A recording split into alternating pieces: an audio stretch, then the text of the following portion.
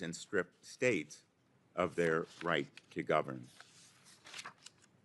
The part of this agreement that purports to limit the immunity under our tax laws and protect the president against audits is in fact no limitation.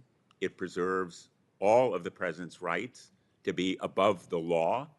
No person is above the law, but Todd Blanche is agreeing to put the president above the law.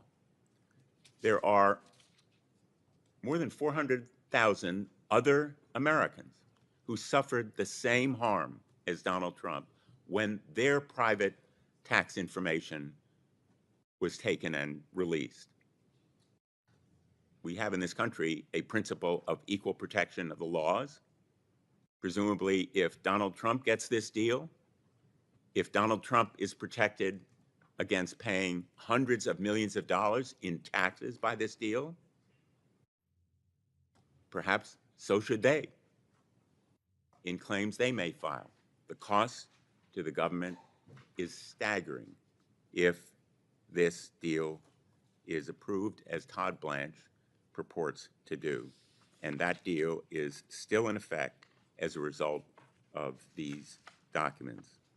Mr. Blanche showed us who he was when he ducked and dodged my question about deep-sixing and killing an investigation into the possible pay-to-play commutation of an individual who was pardoned, David Gentile. David Gentile reportedly paid $2.5 million to a broker to obtain clemency, which robbed his witnesses, his victims, of nearly $16 million in restitution. When a United States attorney tried to investigate, Mr. Blanche reportedly killed the probe. That is not the behavior of an attorney general who upholds the trust of this position. That's the behavior of Donald Trump's personal lawyer. Finally, the most sacred right we have in a democracy is the right to vote, freely and fairly. My fear is Todd Blanche will be Donald Trump's lawyer in suppressing the vote and distorting the count. He will defend Donald Trump if the president sends militia or ICE agents or the National Guard to the polls to disrupt the elections. He will defend Donald Trump if he seeks to distort the count after the election. My fear is that Todd Blanche will represent Donald Trump. He will be his consigliere, and he will put Donald Trump ahead of the American people and the right to vote. I cannot support him. I regret that this committee will, in effect, betray its trust in the party line vote that is to follow and approve Todd Blanche as Attorney General of the United States. And I will be introducing a resolution today rejecting this tax immunity deal as possible precedent, seeking to stop it from becoming a means of others seeking the same kind of illegal privilege that Donald Trump will have as a result of this deal. Thank you, Mr. Chairman. Senator Ronald. Thank you, Mr. Chairman. I think it's very important to hear from members before this vote is taken. I asked Mr. Blanche questions in three broad areas during his hearing 2 weeks ago. First, I asked him about the Epstein files. Specifically, I asked whether he would cooperate with the New Mexico Department of Justice's investigation into Epstein's Zorro Ranch. And I asked if he would help state law enforcement get the information that it was seeking from the Epstein files. At the hearing, he said DOJ would cooperate, but in follow-up questions for the record, he dodged. And I understand that DOJ is actually stonewalling the New Mexico Department of Justice in its request for information in its investigation. This public show of concern, contrasted with private dismissiveness, is how he treated the survivors who met with him, the survivors of Jeffrey Epstein. I asked one of those survivors about the meeting that he finally had with the survivors. And this survivor said, quote, "We walked away with a feeling of demoralization because he did not come into that meeting looking to work with us in good faith," end quote. I thank and commend the survivors for their courage in fighting for justice. The second category of questions I asked Mr. Blanche 2 weeks ago centered on DOJ's independence. I asked him the simple question, do you believe it is the president's right and duty to order the investigation or prosecution of his perceived enemies? Pretty simple question. Mr. Blanche responded, quote, "I can't answer that yes or no," end quote. He might as well have just said yes. In follow-up questions, for the record, I asked him the simple question, if confirmed, will your highest duty be to the Constitution of the United States or to the President of the United States? He left the answer to that question blank.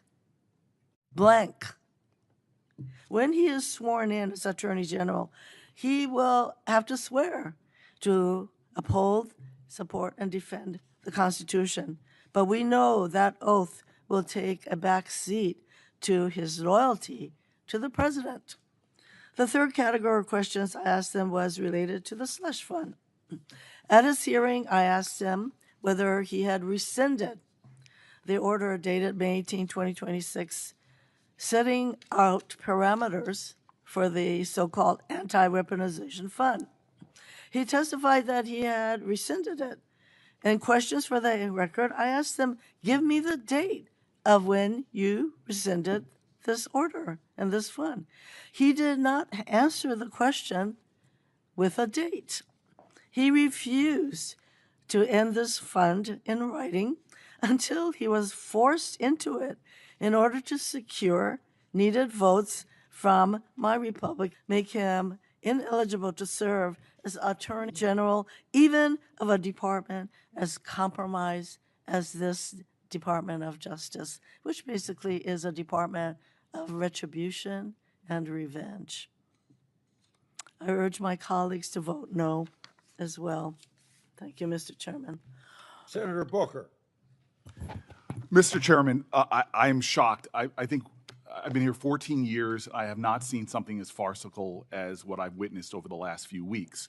We have a nominee that it seemed like some of my colleagues in a noble way were saying is unqualified unless he gives some kind of guarantee that what we now know on both sides of the aisle, Americans think is absolutely outrageous.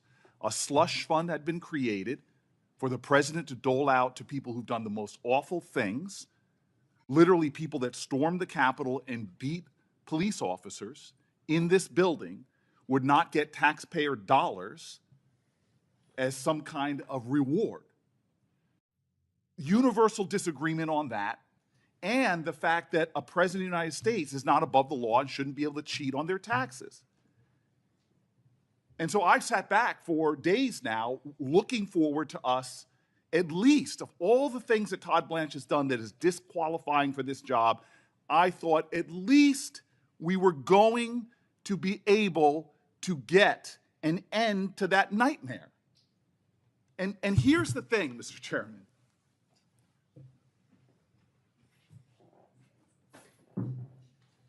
Here's the thing, Mr. Chairman.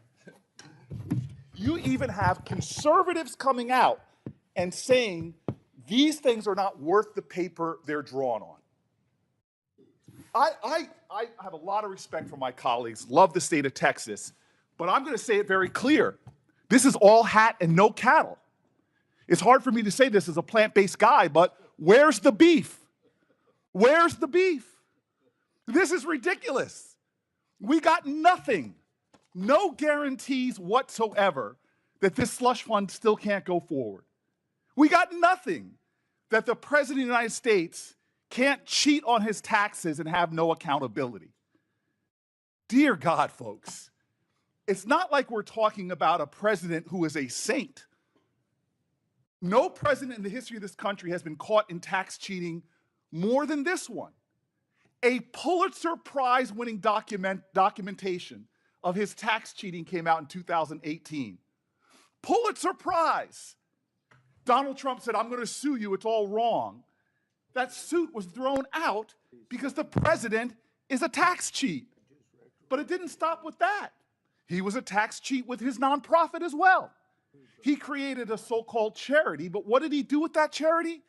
It was cited by the state of New York for self-dealing, for tax cheating, and was shut down.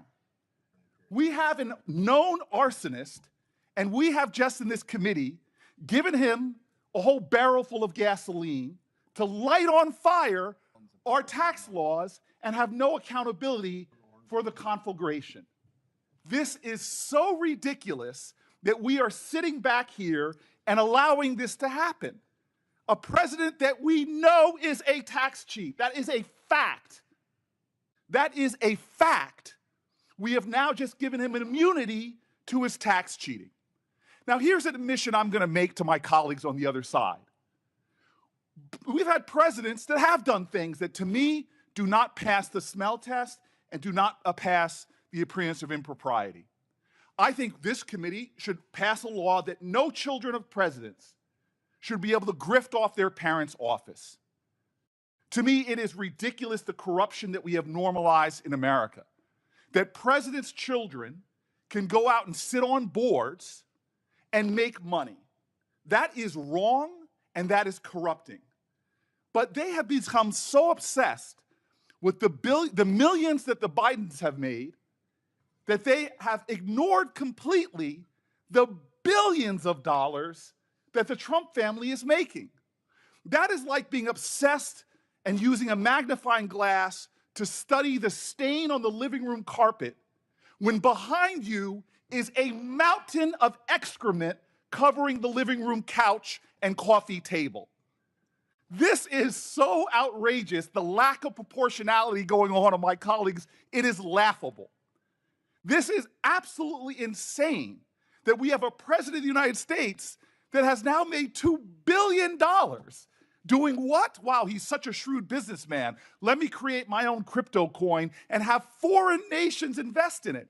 Oh, and by the way, if you are a corporation in America, put my children on the board and they'll get no bid contracts. This is the Judiciary Committee. We're supposed to be checking and balancing this nation. Why have people on both sides of the aisle given up on any trust in government? It's because we're surrendering any shred of integrity left. And now we're letting an attorney general become the highest law enforcement officer in the land and putting no holds whatsoever. I had hope for 2 weeks that we would get something. 2 weeks that we would have something substantive to stop the world's greatest presidential tax cheat from cheating. And we've done nothing. And this man is going to now sail to the floor, and history is going to show it. I know what's going to come out in history on this president, and I know what's going to come out on Todd Blanche. And the simplest way that should outrage any shred of decency my colleagues have, because this isn't left or right, this isn't presidential enrichment, this is the deepest, most sacred urgency of this committee, and I know colleagues on both sides care about it. Victims of crime should have justice. And here in the United States of America, one of the greatest sex trafficking rings we've ever seen, when only 2 people, over 1,000 women, sexually assaulted a president. And what happened after that? One of the most unusual things in the history of our country happened after that. Todd Blanche, at the highest heights of our Justice Department, ran to the prison of Ghislaine Maxwell. This is unprecedented. This is, lawyers tell me, untoward. This is corrupting. He didn't study the case files. He didn't talk to the prosecutors. No, he ran to the jail cell and met with her for 2 days, insulting every single Epstein victim that had been asking for a meeting for years. And after 2 days of meetings, did we get information that led to an indictment?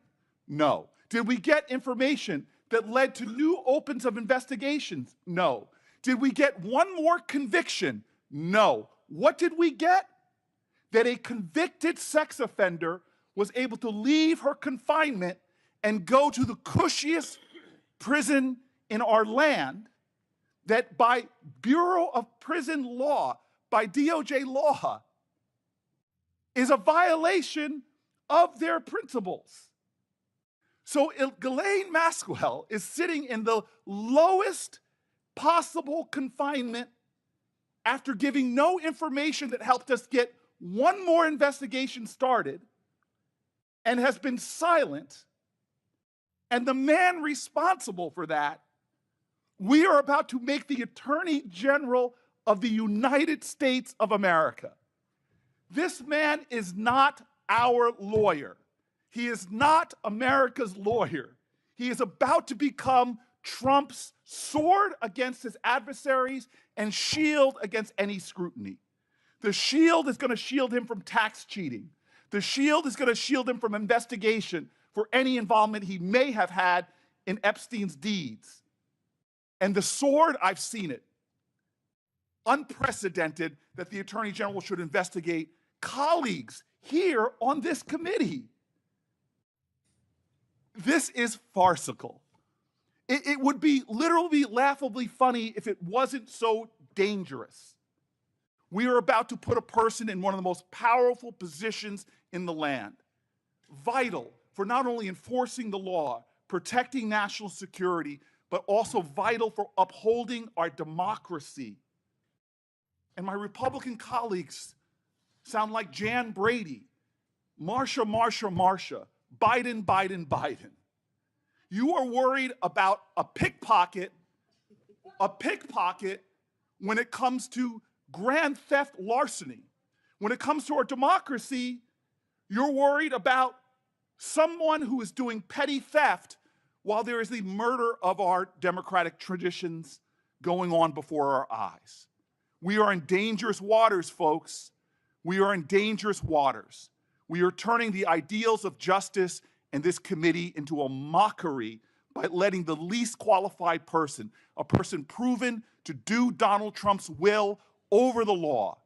He is about Trump and not truth. He is about corruption and not the Constitution. He is about being Donald Trump's lawyer and not the people's lawyer. This is so deeply wrong. We will rue the day that we let this man have this much power under such a corrupt president. Thank you. Senator Padilla. Thank you, Mr. Chairman. Colleagues and members of the public, we've been hearing a lot about this tax immunity deal.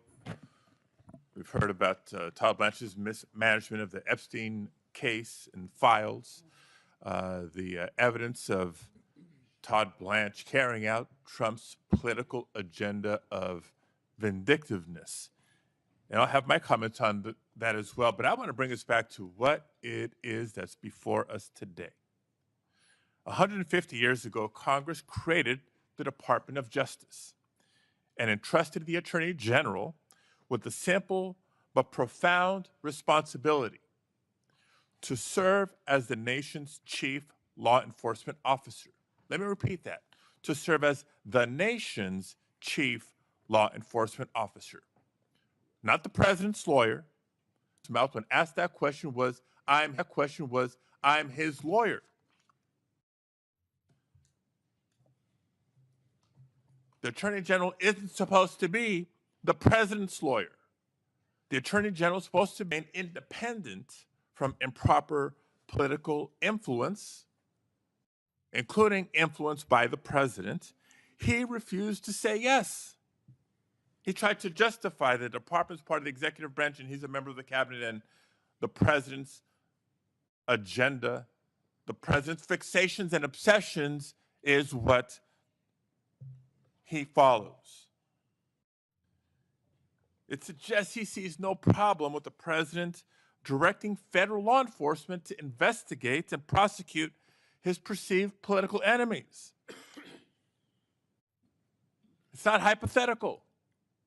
We've seen investigations into former FBI Director James Comey, into New York Attorney General Letitia James, into former CIA Director John Brennan, into our colleagues, both on committee, Senator Schiff, and not on this committee, Senator Kelly, and more. At the same time, Mr. Blanche has shown little interest in ensuring that federal officials themselves are held accountable when they violate the law, including but not limited to the Department of Homeland Security. He basically stated that his belief is that the department should investigate and police themselves. Remember, I asked him about this.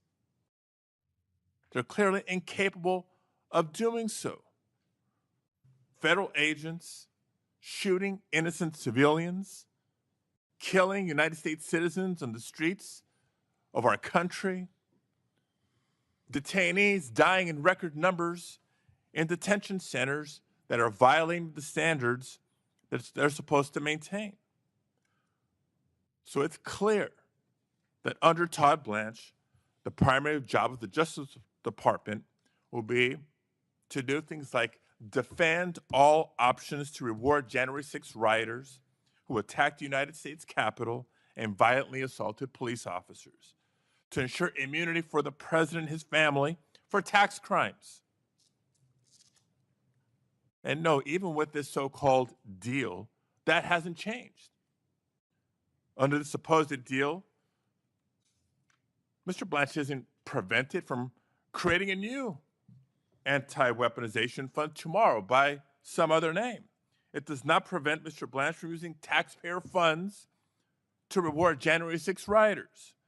It does not prohibit Donald Trump and his sons from receiving immunity for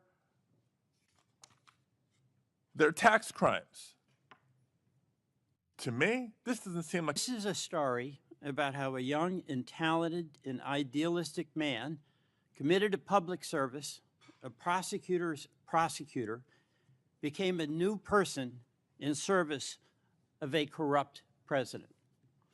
It's a story of ambition and loyalty and political calculation eroding resistance and idealism. Mr. Blanche has used his considerable talents to accommodate the corrupt goals of a corrupt president. And by the way, a story about how a once great institution is relinquishing its own power and capitulating to a corrupt president. Is there no line that the U.S. Senate will not allow this president to cross? The Senate confirmed Bondi, Hegseth, Patel, Nome, and is about to confirm Blanche. The president is abusing his authority every day in every way. Shame on him. But the United States Senate is failing to use its power any day, in any way, to protect the American people. Should not the U.S. Senate use its advice and consent authority to demand competence and integrity? Did we do that with Bondi, with Nome, with Hegseth, with Patel, and now Blanche? Should not the U.S. Senate use its taxing authority to stop Trump's tariffs that we basically all oppose and are doing so much damage to small businesses and individuals in Vermont and in all our states? Should not the U.S. Senate use its constitutional power of the purse to stop the invasion by President Trump, the executive, into the power of the purse? And should not the U.S. Senate use its constitutional authority to declare war, to stop this illegal war in Iran, or at least even debate it, a war that President Trump is losing? Mr. Chairman, the president is abusing his authority, but we are failing as a U.S. Senate to use our authority. And when we fail to use our authority, we fail to meet our responsibility to the people of this country. We can stop capitulating today by doing our job and rejecting a completely unqualified man to be the top law enforcement official in this country. I will vote no. Senator Schiff.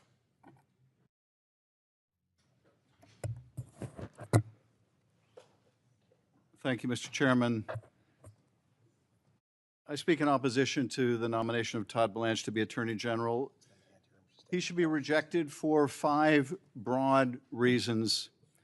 The first is he has used the Department of Justice to enrich the President of the United States, and that is not the job of an Attorney General. Now, how has he done this? Well, let's look at the IRS settlement. And bear in mind, this was a lawsuit brought by Donald Trump not as a private citizen. He had every opportunity to bring this lawsuit in between his first term and his second term, but he did not do so. In fact, he waited so long that the statute of limitations ran on that potential claim. He waited until he became president.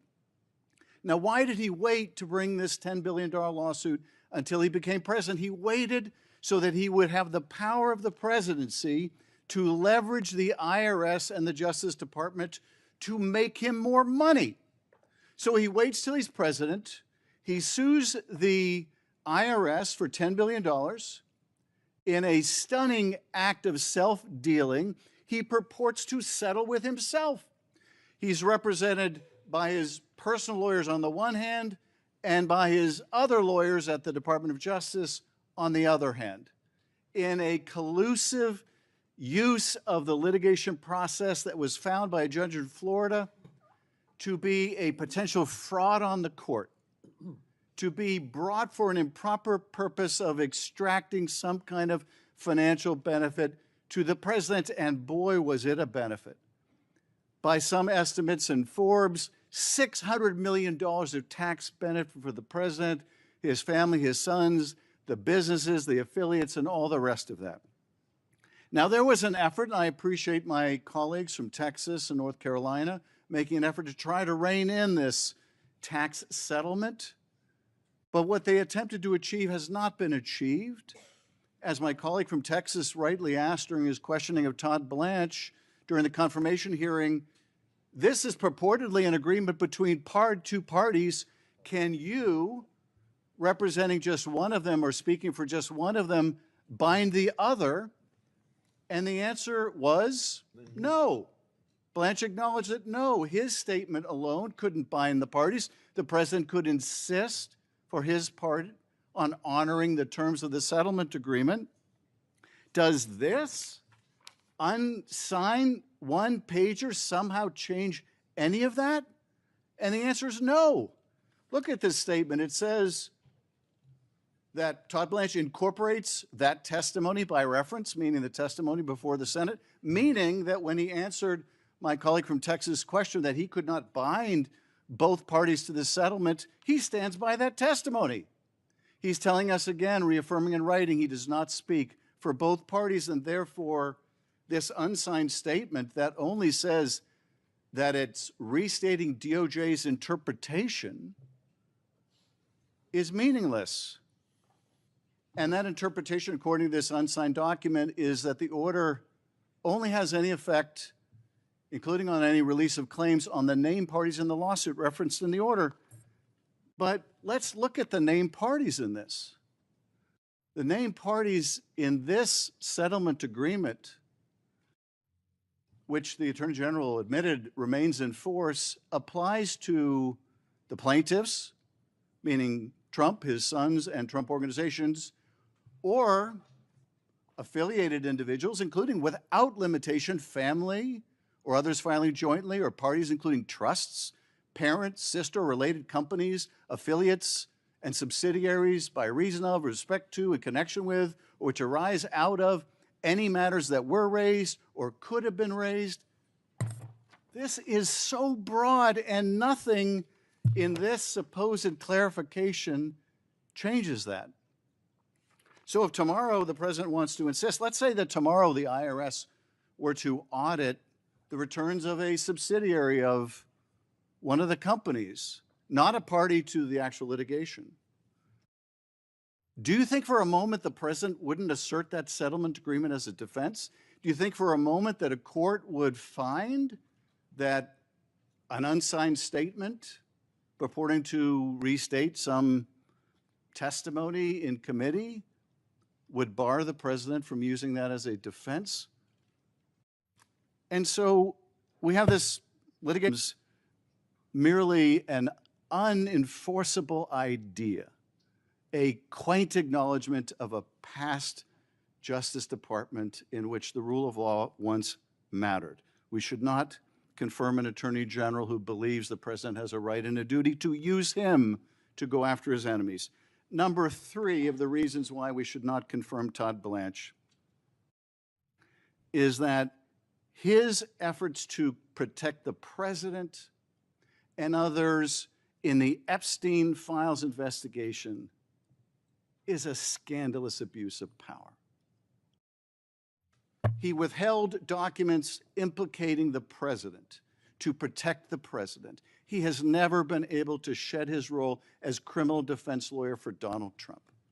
He withheld records, only complied even partially with the requirement of the law that he disclose them when he was found out in that effort of cover-up and concealment.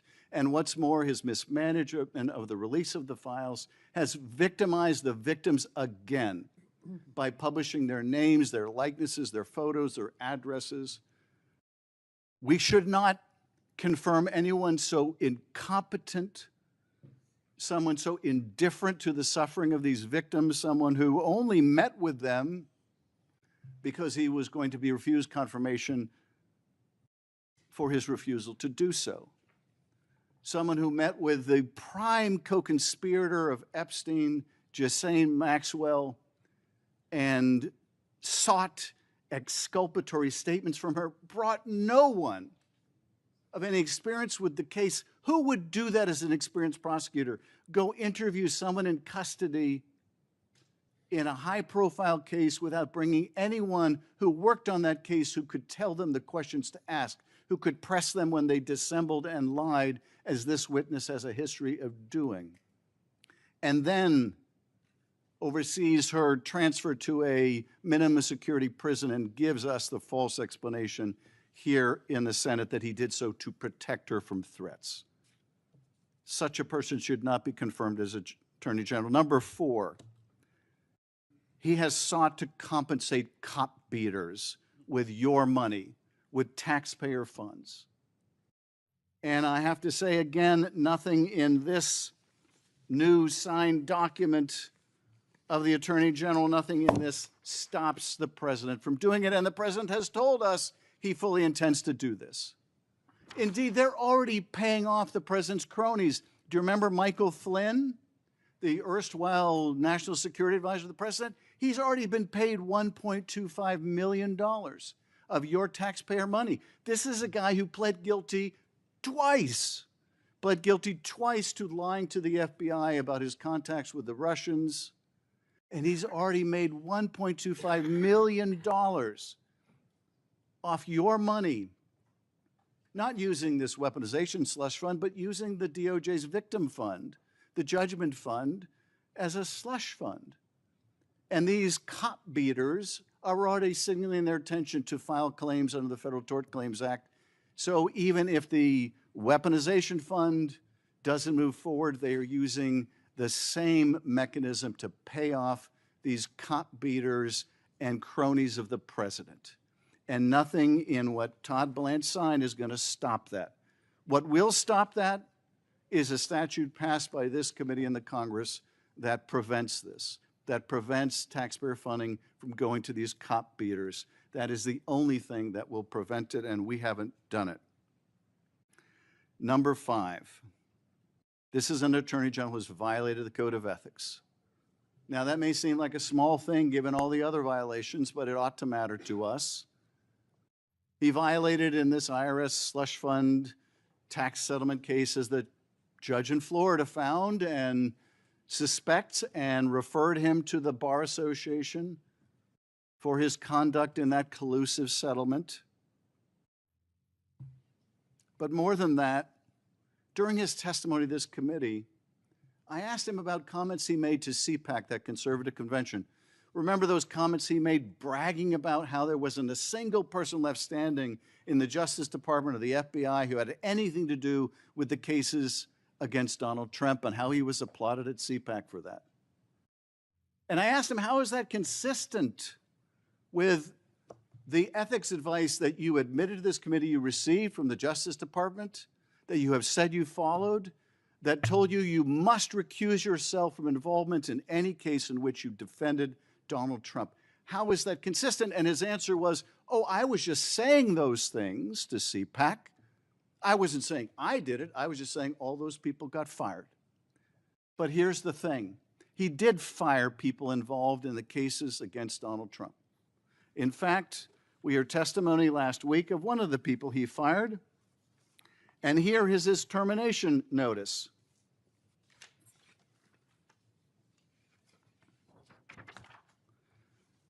This is Todd Blanche's signature on a notice of removal from federal service for Peter Carr. Peter Carr was one of the primary spokespeople for Jack Smith's investigation. He was the spokesperson against the president in the president's prosecution for inciting a violent attack on the Capitol. Todd Blanche writes, this memorandum serves as official notice that you are removed from your position of public affairs specialist with the Department of Justice. Signed by Todd Blanche, recused from any involvement in firing anyone in the cases in which he defended the president, firing someone involved in the cases in which he defended the president.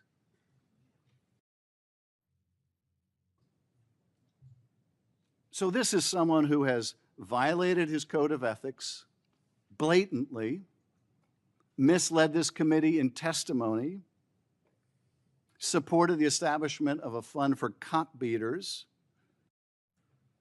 concealed and covered up documents implicating the president in the Epstein files, gone after the president's enemies, and used the DOJ to enrich the president in a collusive settlement. No. Mr. Schiff. No. Chairman Grassley. Aye. On this vote, the ayes are 12, the nays are 10. The nomination will be favorably reported. Before we adjourn, I have some letters I want to put in the record from, well, I'm not going to bother to read it. It's not worth reading at this point. The meeting's adjourned.